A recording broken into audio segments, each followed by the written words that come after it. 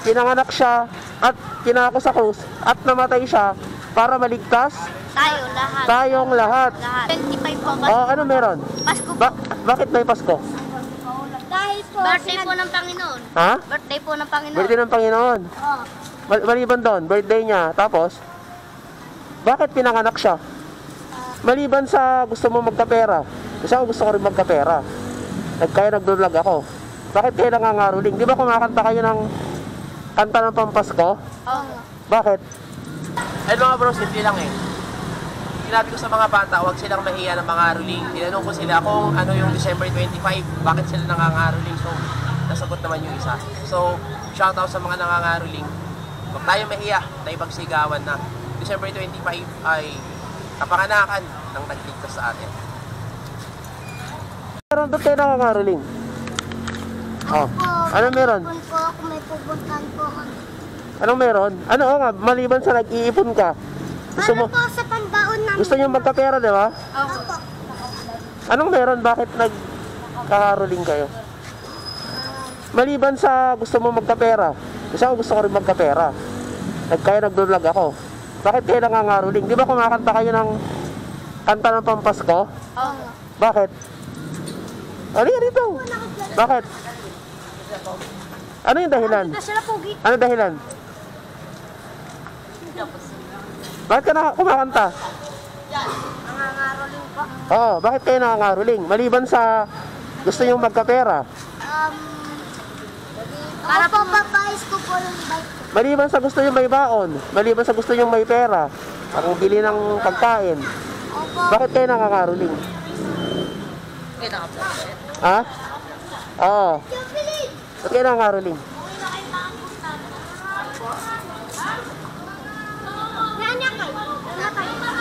Di ba?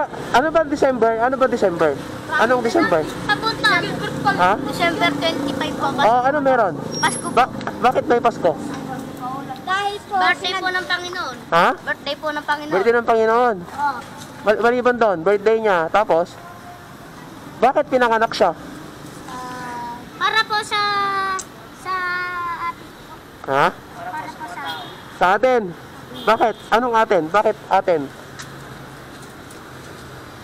Anong meron sa kanya? Bakit atin? Tama yun eh. Pero bakit?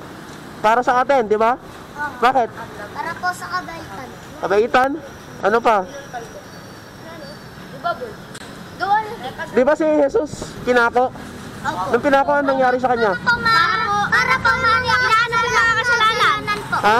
Para po yung mga kasalanan po natin ibinuwas niya sa buhay niya. Ha? Yung kasalanan natin, Para po mabawasan. Binubuhos po niya sa sarili niya yung mga kasalanan po natin. ano nangyari nung namatay siya? Nagmuling po ng buhay. Bakit nga ba siya namatay? Ha? Bakit siya namatay? Pinako po sa Oo, bakit namatay? Bakit pinako sa krus? Kasi po para po mabawasan po yung kasalanan. Babawasan lang? Para po mga kasalanan po natin. Para po Hindi, mabawasan lang? Mabawasan lang? Hindi siya mabawasan lang eh.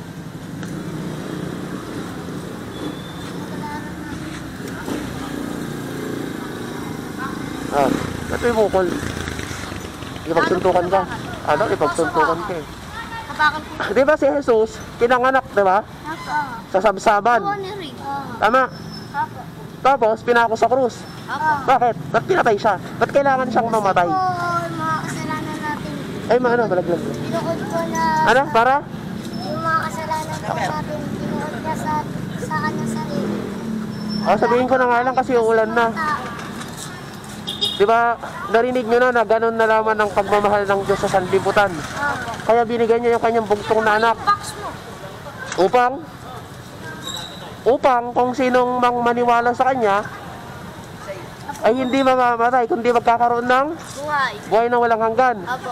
Ibig sabihin, pinanganak siya at kinako sa krus at namatay siya para maligtas Tayo lahat. tayong lahat Lahat.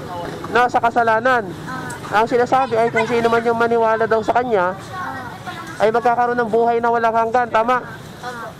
Ikaw bro, may tatay ka.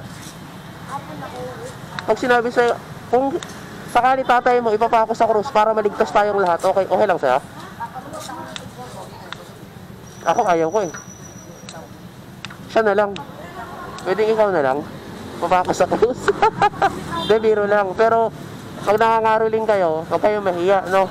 Pero sana isama nyo na yung, dahil nangangaroling kayo, dahil pinanganak si Jesus at namatay, no? Para sa kasalanan natin. Ngayon, kung kumakanta kayo, kantahin nyo naman.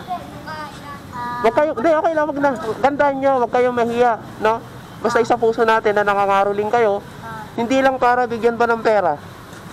Diba? Hindi yung bigyan ka lang ng pera. Hindi. Dapat sabihin natin dun sa kinakantahan natin na mahal ka ng Diyos. Mahal din ako eh. Kaya namatay siya, di ba bro? Oh, uulan na. Kasi hindi ko alam kung may pera ako, ha? Oo nga po.